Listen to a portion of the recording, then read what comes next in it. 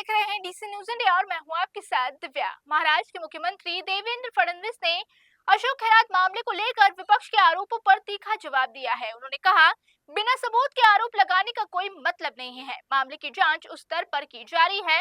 फडणवीस ने साफ कहा कि महिलाओं की गरिमा सर्वोपरि है। जब तक हर पीड़ित को न्याय नहीं मिल जाता, सरकार चैन से नहीं बैठेगी। उन्होंने बताया, इस केस की जांच एसआईटी कर रही है। डीजीपी को इसकी निगरानी सौंप दी गई है।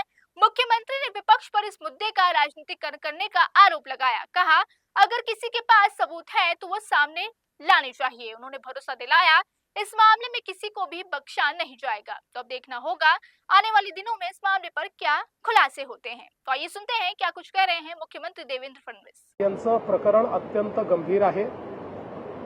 ते आम्ही इंटेलिजन्सच्या आधारावर आम्हीच त्याचा भांडाफोड केलेला आहे आणि आता हळूहळू याची आम्हाला कल्पना होती की लाजेखातर किंवा सामाजिक दबावामुळे महिला एकदम पुढे येत नाहीत, म्हणून अशा प्रकारचे जे काही विक्टिम्स आहेत त्या विक्टिम्सला धीर देऊन, त्यांच्या घरच्यांना धीर देऊन त्यांना समोर आणण्याचा प्रयत्न चाललेला आहे। त्याच्यामध्ये काही प्रमाणात आता महिला प्रतिसाद देखील देत आहेत।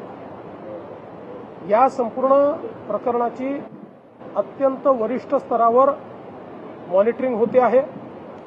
स्वतः डीजींना मी सांगितलेलं आहे की त्यांनी याचं मॉनिटरिंग करायचं आहे।